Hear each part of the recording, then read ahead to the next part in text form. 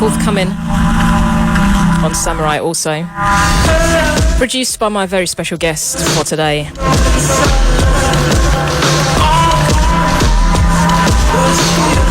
Sam KDC. Now, regular listeners, you will have heard me play this a couple of times already on previous shows. Awesome release. I'm gonna grab Sam in the studio. At the back of this track. Stay locked. This is Flight, the next chapter. We're here on Rinse till 3.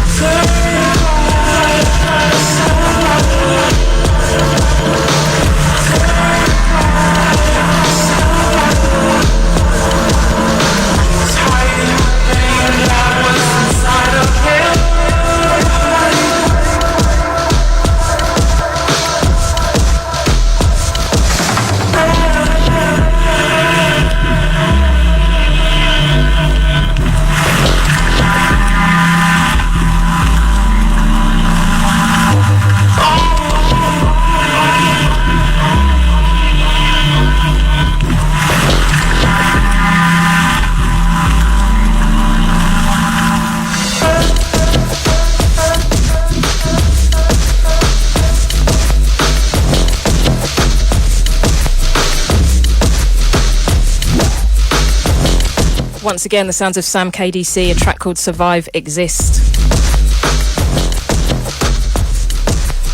Forthcoming on Samurai Red Seal. Sam's in the studio with me now. Welcome, it should be all switched on. Go. Yes. Hearing you loud and clear. Welcome to Rinse. Thank you for having me, man. It's been a long time coming. It has. It's it's a year since you first asked me now. I thought so. I think I did mention it on a show the other week. It's been about a year we've been trying to work this out. But life happens. Life gets in the way sometimes. It certainly does. But I feel all the better for seeing you now. Yeah, me too, man. Me too. How was your journey down? Because are you still based in Cambridge? Yeah, still Cambridge. Yeah, it's easy, man. Do you know what I mean? Direct training. Cambridge is cool as well. Been up there for it's 2 years now, Okay. Moved up from London. Met my girl. She started university in Cambridge. Not Cambridge University, which is obviously all the accolade and stuff. But we moved up there. Been up there for 2 years now. I like it. It's different. It's cool. It works for me. It's quiet. Yeah. So are you kind of like out of the main city centre? Yeah, just outside. which is even better because there's even less distractions. You know? Yeah, you can just crack on with your music. That's it. That's good.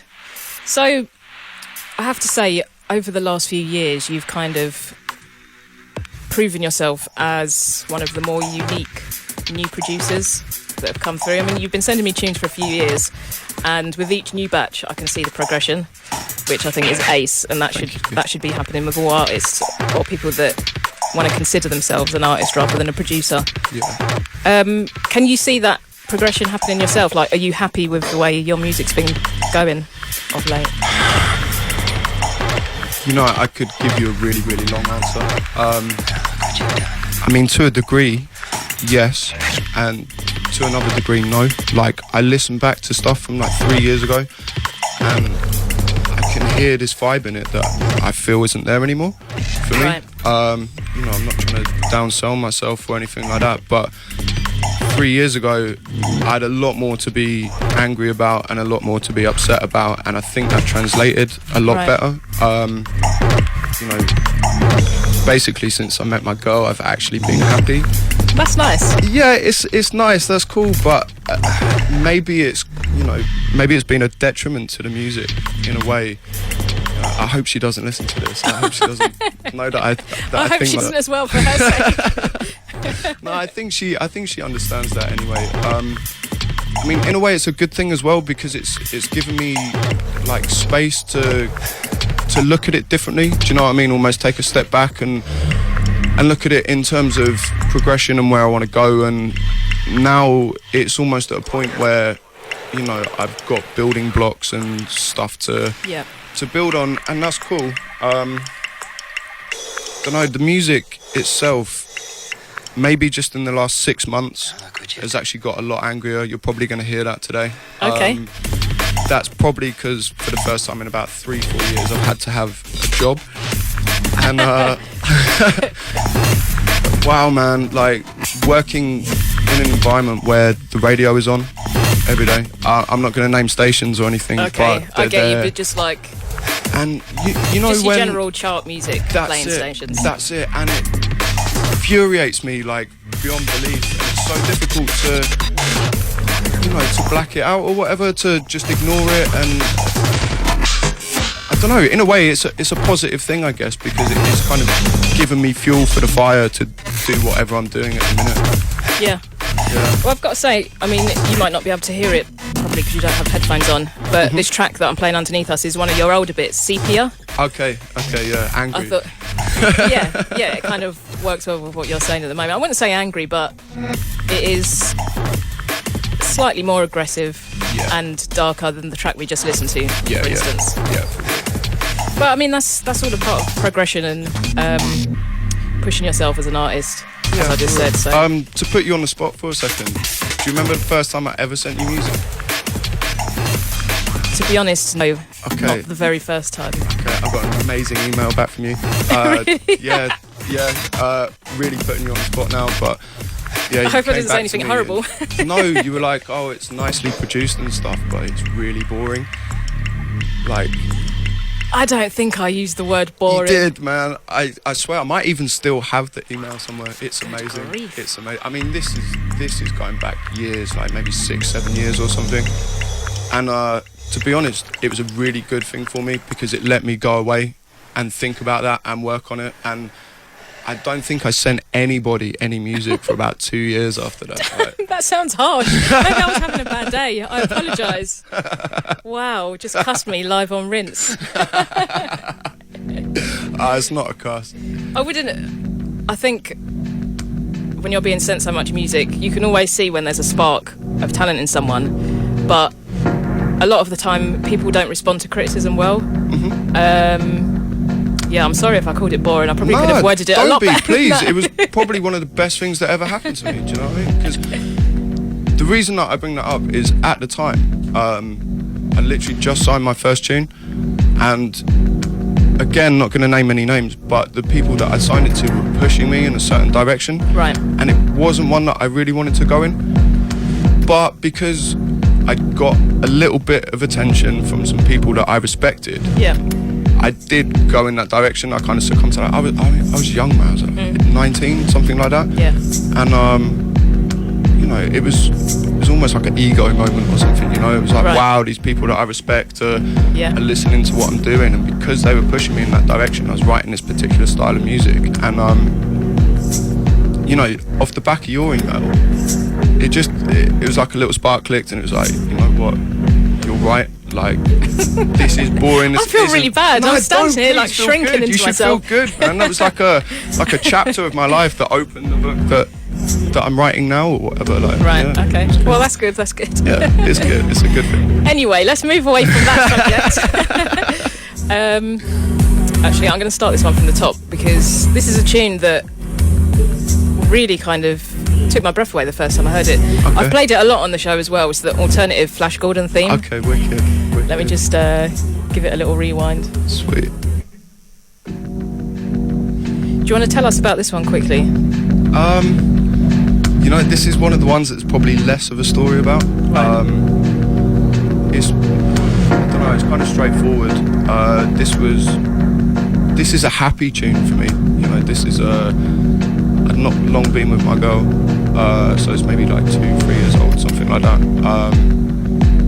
This is me happy. This is what that is. Yeah. Like, yeah. It's a nice tune. It's just, I mean, obviously Flash Gordon. Most people know of Flash Gordon, but yeah, it just sounds like kind of the planets and space. Yeah, and that's it. I mean, the reason that name came about was basically because, in a way, this almost sounds like I'm dismissing it or whatever. I do like the tune a lot. It's one of my favourites. But it kind of didn't really mean anything. Right. And that's why the name doesn't kind of really mean anything. I just wanted to call it something that didn't really mean anything. Do you know what I mean? Okay. So that's where that came from. Okay, strange. Well, we'll just let it play out. Yeah, some people may not have heard this tune before. It hasn't been released yet. Not yet. It may not ever be released. Nah, it's coming. Okay, it's coming. Yeah. Damn. One less exclusive. So if you've just joined us, this is Flight, the next chapter on Rinse FM. I'm here with Sam KDC. Just having a chat about stuff, playing some music. He's going to be getting into the mix very shortly. Stay tuned.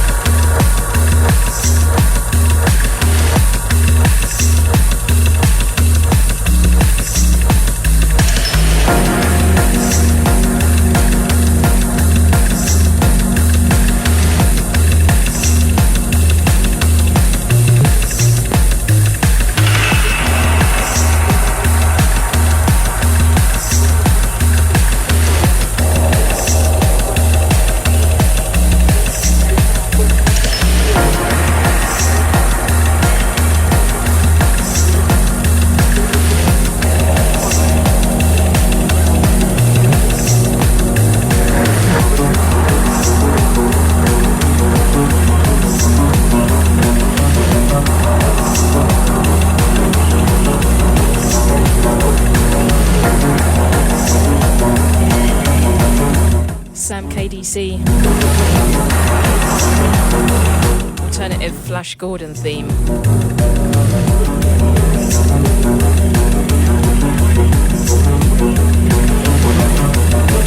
You're tuned into the next chapter. Yours truly, DJ Flight. Here till 3 a.m. So Sam, where do your main inspirations come from? Again, there could be such a long answer to that. To be honest, without wanting to sound like an emo or anything, it's life. Do you know what I mean? It's the everyday grind. It's lack of money, whatever, struggle, hardship, blah blah blah blah blah. Yeah. It's that's where it comes from. Okay. Recently, it's kind of switched up a bit. Like, I live like a very apathetic life in general. You know, I don't pay much attention to the media, the news. I don't read papers.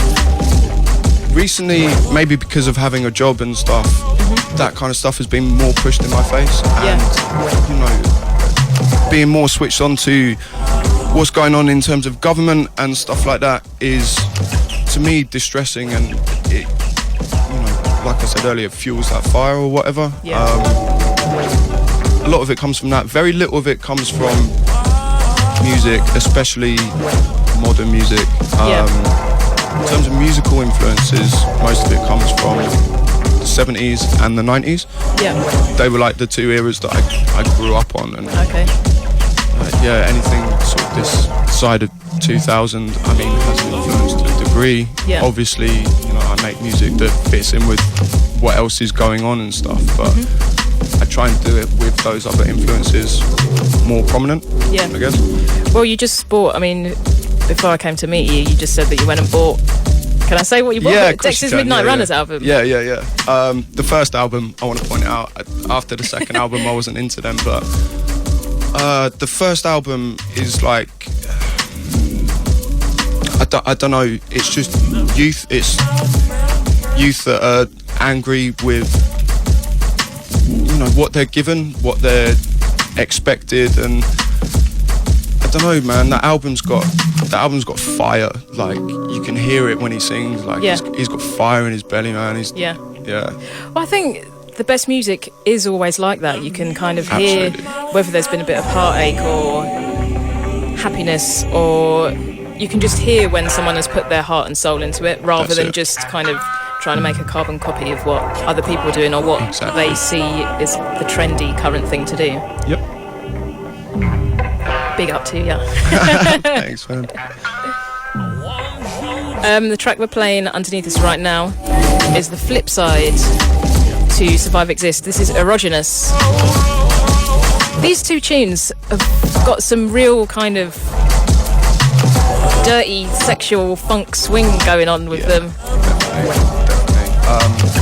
More so than this one. Someone actually made a comment, don't know if this is air appropriate or whatever, but they said that you could catch an STD off this tune, which is horrible. Oh, that's not very sleazy. nice. I know, but I get where they're coming from. Yeah.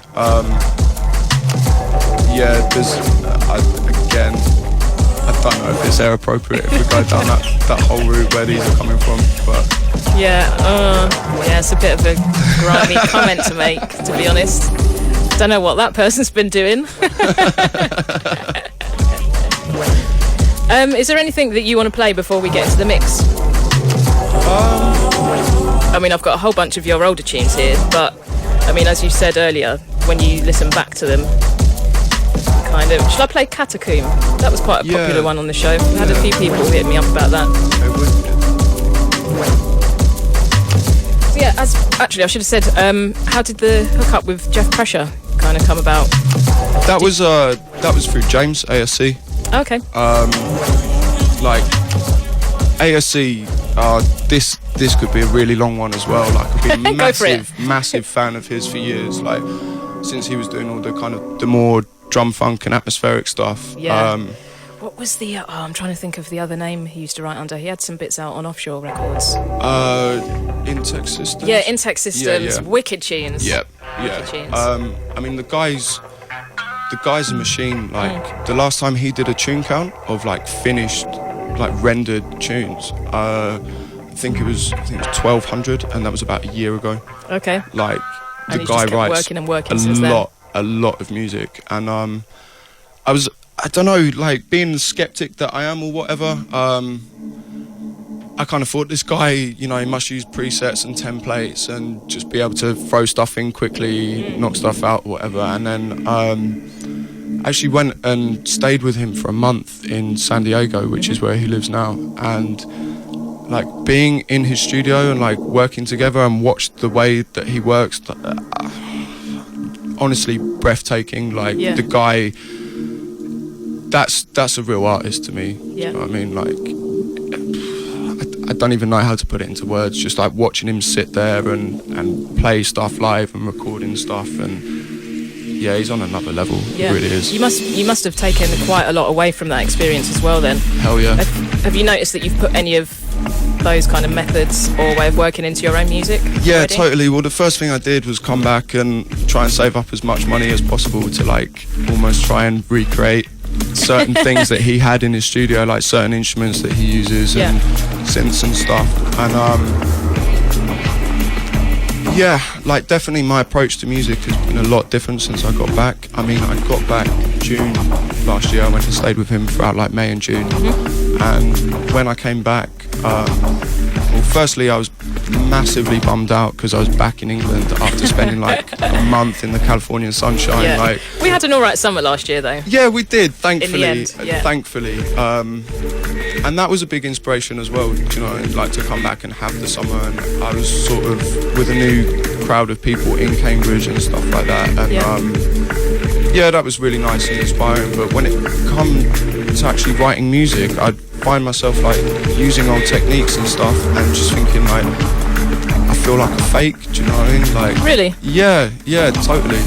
I'd always been like 90% sample based and stuff. Right. It was like the first electronic or sample music or whatever I was into was trip hop. It was like obvious names like DJ Shadow, Massive Attack, stuff like that. Yeah. So when I come around to writing electronic music, it was sample based. Yeah. And then seeing James work and working with James, like actually using outboard synths and everything, was like, it was something that I dabbled in. I had a couple of old like Yamaha bits and that. And since I've been back, it's just been about like building up the kit and learning it. And yeah, I think I'm going to play a lot of new stuff today. Okay. I think you'll hear that in the. I hope so anyway. Like. Okay. I just want to touch on as well, actually, because I don't know if it was a few months ago now, ASC made a blog post just about his music and the people he's working with and where he sees that going. And Pressure's been quite vocal about it as well. Just in terms of you guys' music being described as drum and bass. And I know Jeff has a real problem with a lot of people calling some of what he puts out drum and bass. Yeah. So does James. Yeah. Where do you sit in regards to their opinions? Well, having the apathetic approach that I have to life. You're going to stay on that fence. Yeah, for me it's easy to take a back seat and, you know, let people call it what they want to. I mean, if I really had to drill down on it, I guess I wouldn't call it drum and bass. Like, I wouldn't. Right. I'm never going to deny roots or anything like that, and I'm not very like active on the internet. Like, I don't use forums and stuff like that. I have a Facebook account that I look at every now and then. I have a Twitter that I do a post every now and then when I'm trying to sell something. Do you know what I mean? Like that kind of thing. But Jeff, because of the samurai thing, is quite active on the internet, and he'll occasionally like link me forum posts and stuff where people are talking about it. Honestly, I don't know why people bother looking at forums anymore. I mean, I used to use them sometimes years ago and have a look and read, and they used to be quite kind of fun-filled places. Yeah. But then you do get people that just like saying horrible things just for the sake of it, to try and wind people up. Yeah, so I just thought, totally. Leave it alone. That's it. I mean, I don't even read newspapers, so to read a forum where people are either talking about people that I know or even me directly, that's just, it's horrible. It's a nightmare. Do you know what I mean? Yeah. Like, even though luckily most of the time it's generally quite nice stuff or whatever, Yeah. which is kind of humbling, but I mean, that whole side of things doesn't really interest me anyway. I never started to write music for other people or exactly. any kind of praise or applause or whatever. Yeah. But Jeff has linked me, and so has James, to forum posts where people are discussing what the music genre is. or whatever, yeah, and people get really defensive about it. Like, they're denying their roots. They used to make drum and bass just because they're doing something slightly different. They think they're better than everyone else and blah, blah, blah. And I was, I have to say, I was thinking about this on the way up here, and it's kind of like what Bookham did with Good Looking, kind of veered away from what was going on in kind of the quote-unquote mainstream section of jungle and breakbeat and drum and bass. Kind of what Goldie did with Metalheads as well. Absolutely. But for me, I think if a tune is written at a certain tempo, why can't it be called drum and bass? For me, I think what makes drum and bass so good is that there are so many different styles and subgenres within it, and people bring in so many outside influences. That's what makes drum and bass. Well, that's what was first so appealing about drum and bass to me. Do you know what I mean? That it was so broad. The way that I look at it now is less like that. Like, for example, house and techno, they're the same speed, they're the same tempo, they're the same BPM or whatever, but they're very different genres of music, and that's kind of where I see us at. You know, we're writing at the same tempo, but most of the stuff that we're doing now is 4/4. It doesn't mix well with drum and bass. You can't play like a standard drum and bass record over the top of it. It just sounds depends loose what the tune and is. messy. Depends. Absolutely. Yeah, I mean, I think it's all subjective at the end of the day. Yeah, and it's grey areas and it's blurred lines and everything. You know, like for example, the Samurai thing that I've got coming out in a couple of weeks, I would class that as a drum and bass record. Yeah. I would. But then the next EP that I have coming on Auxiliary, which I'm going to probably play all of in a minute, I wouldn't. Do you know what I mean? Like, it's, for me, it's literally techno at 85 a minute. I think the label itself, Auxiliary, has kind of been heading that way anyway, and the music that's put out on Auxiliary, people wouldn't expect to be quote unquote drum and bass. Absolutely, you know what I mean? Yeah. Whereas with Samurai, and I don't want Jeff to feel like I'm like hailing him out as the one and only example, but obviously he does put out a lot of straight drum and bass tunes. Totally. I mean, so I guess that's where the confusion kind of comes in. Yeah, I think that's why he started horror as well. Right. Yeah, for the really super deep stuff. That's it. That's it. For the stuff that wasn't drum and bass, that grey area, that you know, that mixing pool or whatever, where it's is it techno, is it drum and bass? You know, what is it? Stick it out on horrors, or not stick it out, obviously. You know what I'm saying? Everything's very carefully selected. That's the home for it. Yeah, that's it. That's it. Yeah. Cool. I think we could probably talk about this for hours, just going round and round in circles. Definitely. At the end of the day, like bums, everyone's got an opinion. Exactly. You don't necessarily want to hear it. Exactly. No, that's it. I mean, some of the ones that come up on forums, you know, people use language about our opinions that I can't repeat on there. Like, Coffee table hipster is one that... Coffee table hipster? Yeah, that comes up quite a lot. With another C word after it, you know. Right. The thing is, this is the first time I've actually expressed an opinion on the whole thing anyway. Like, I've never got involved in any online conversations, any, you know, few and far between Facebook posts that I do. I've never really touched on the subject. But I guess, I'm going to take the back foot and say I'm apathetic on it. Like, well, I think you don't need to come out and comment and like reply to all these people that are having opinions about you and your music. You know what you want to make. You know who you are and what you're about. Same with all the other guys that you're working with. So I don't know. Fair play to you. Thank you. Thank you. Fair play to the whole clique. Right. I think we should get into your mix. Cool.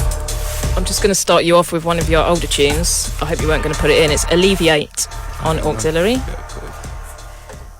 And we just played Ascetic. Is that how you pronounce it? I think so.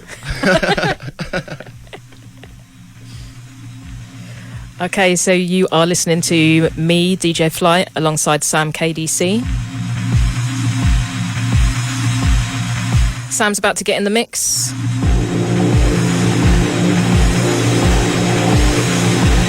For, I don't know, 20, 30 minutes? How many tunes you got to play?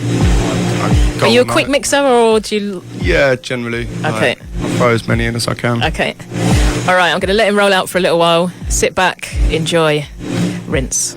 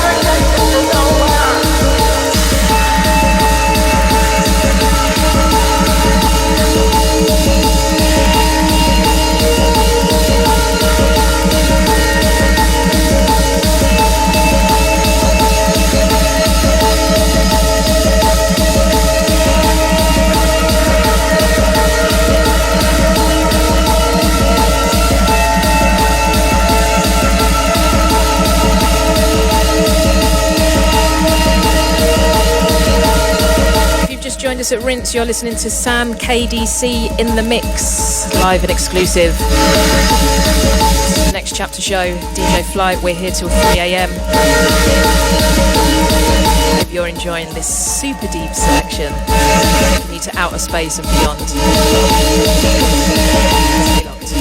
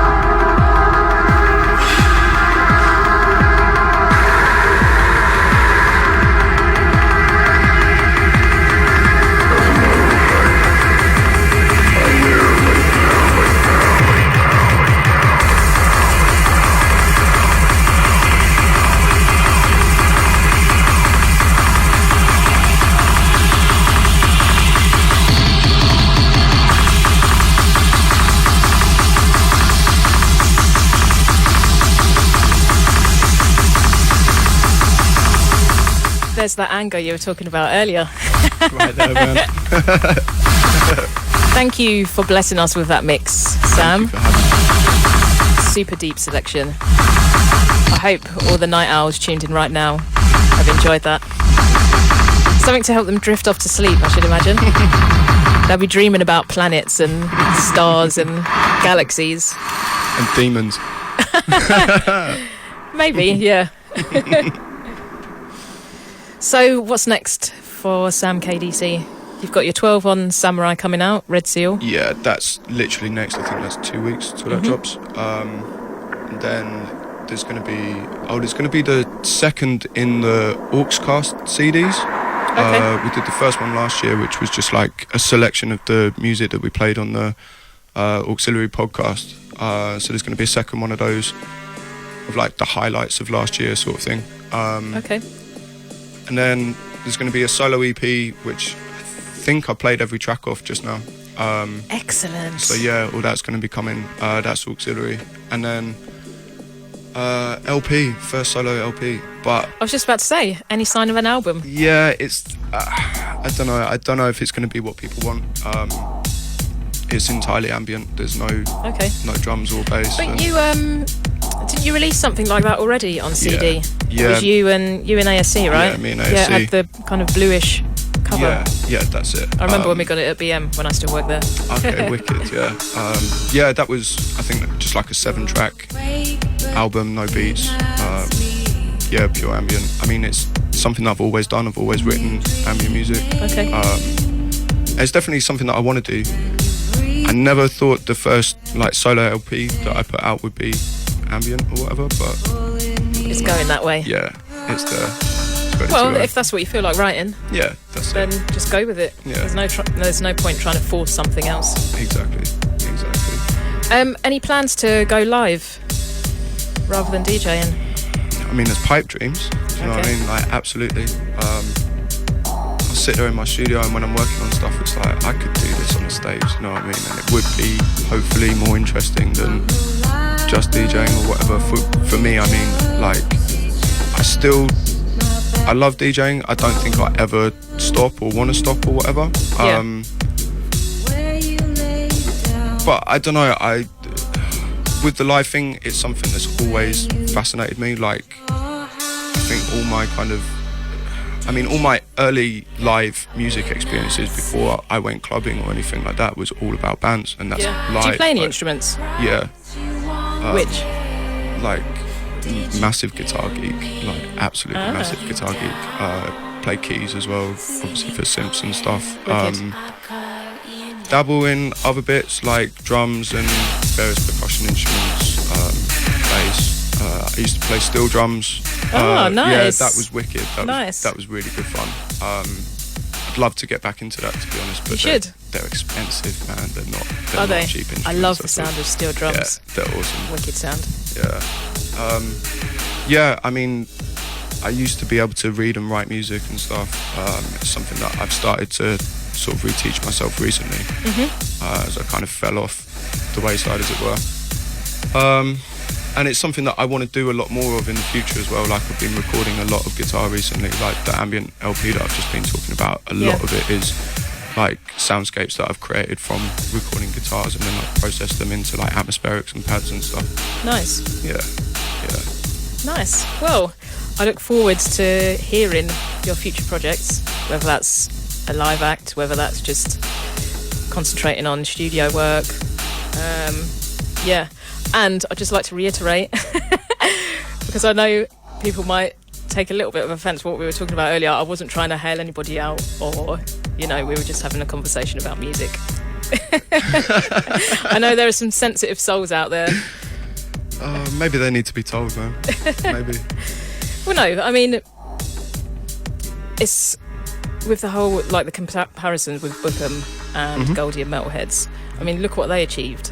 They went off to do their own thing, something that they truly believed in, and look where it took them. That's it. I think the people that we're talking about, myself included, should be honoured that you'd even mention us in the same breath as what you're talking about with Bookham and Goldie. Do you know what I mean? That's an honour that comparison might even be drawn. I mean, I don't see it as the same level or whatever, but you know, I get the sentiment of trying to break away from what everyone else is doing, maybe. I mean, that's not really an intention that I have, and I can't speak for the rest of the guys or whatever. Yeah. You know, there are certain artists out there that I see that it seems like all they're really bothered about is being different. Like, that's the sole focus. For me, certainly for ASC and for Jeff Pressure as well, I know, like, the integrity of the music is the most important thing. Yeah. So it doesn't matter if it's a drum bass record or if it's a whatever record, if it's a techno record, if it's an ambient record, if it's good music and it's from the heart, without wanting to sound massively cheesy. No, of course it's not, because that's all it's about, really. Yeah. It's people doing what they feel, what makes them happy. Yeah. Cool. We'll leave it on that tip. Sweet. Thank you very much for coming in. I hope you've enjoyed yourself. I really have. I hope you have too. Yes, and we'll do it again sometime in the future when you've got a big project coming up, hopefully. Thank you. So yeah, we've got under 30 minutes left, 20 odd minutes before I'm out of here. You're locked into the next chapter, DJ Flight, 1 till 3 every second and fourth Tuesday night, Wednesday morning.